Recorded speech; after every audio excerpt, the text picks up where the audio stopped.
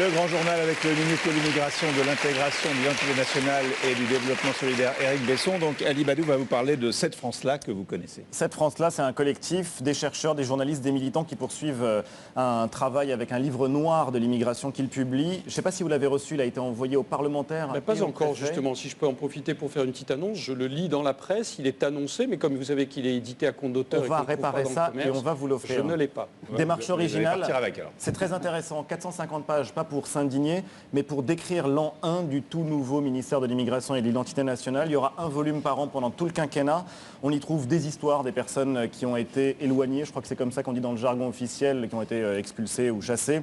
Une mise à plat de la politique et puis des questions intéressantes sur le discours politique sur l'immigration, sur la politique du chiffre et ses conséquences, sur le regard qu'on porte aujourd'hui en France sur les immigrés. Cette France-là, le bouquin est passionnant, il est publié à compte d'auteur, il coûte 15 €, c'est prix coûtant. On va vous l'offrir tout de suite, ça vous fera un petit peu de lecture, c'est assez passionnant. Mais c'est vrai que la question qu'on se pose malgré tout, c'est comment une telle prise politique pareille a été possible. C'est-à-dire comment est-ce que Nicolas Sarkozy a réussi à faire venir un homme de gauche sur ce sujet-là. À la limite, les autres, on peut comprendre qu'il y ait des passerelles, on peut comprendre, mais sur un sujet aussi clivant. Mais moi, je le revendique. C'est un sujet éminemment républicain. S'il y a un ministère républicain parmi d'autres, c'est bien celui-là. Est-ce que l'identité nationale, c'est pas le vivre ensemble?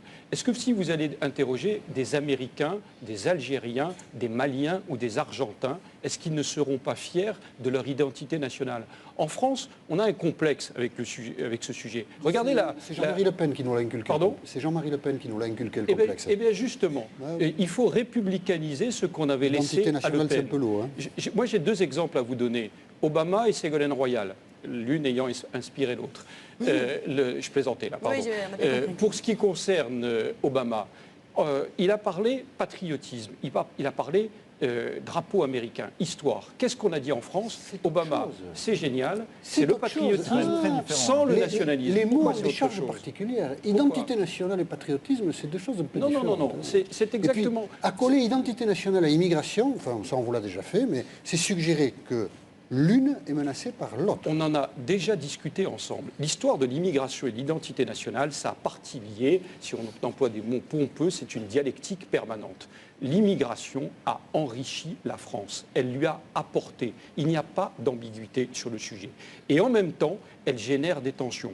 Est-ce que, quand vous avez les émeutes des banlieues de 2005, lorsqu'au Stade de France, la Marseillaise est sifflée, est-ce que vous voulez nier qu'il y ait un problème d'intégration et donc de participation? Ce sont des Français, en l'occurrence pour la plupart, qui étaient dans la rue dans les émeutes en 2005. Ce sont des Français qui ne se ressentent pas, ou à certains moments ne se ressentent pas français. Et donc c'est une histoire complexe. Et qu'est-ce qu'il faut leur dire?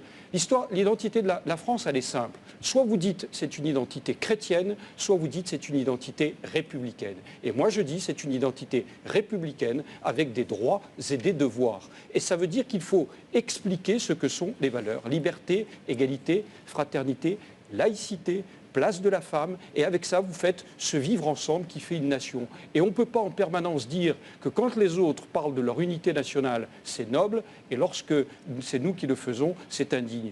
Une anecdote qui n'est pas contre Ségolène Royal en la circonstance, mais contre celles et ceux qui l'ont empêché de faire ce qu'elle voulait faire. 16 novembre 2006, à la Mutualité, le jour où elle est désignée, elle veut des drapeaux français dans la salle de la Mutualité. Le secrétariat national du Parti socialiste l'en empêche.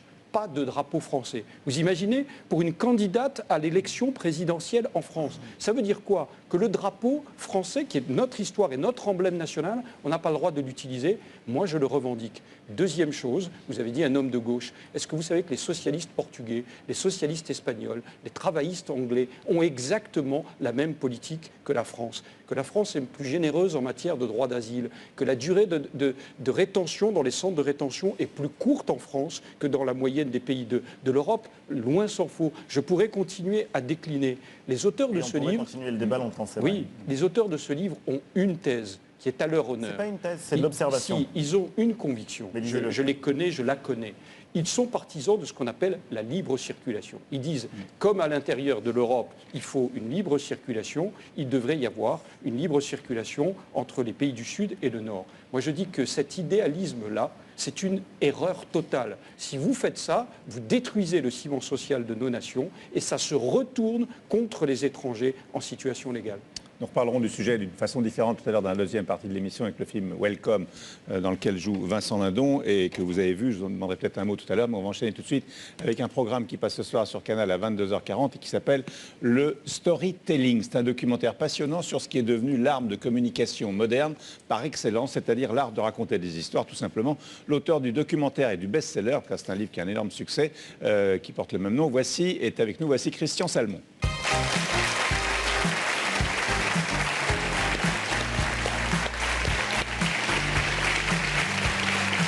Bonsoir.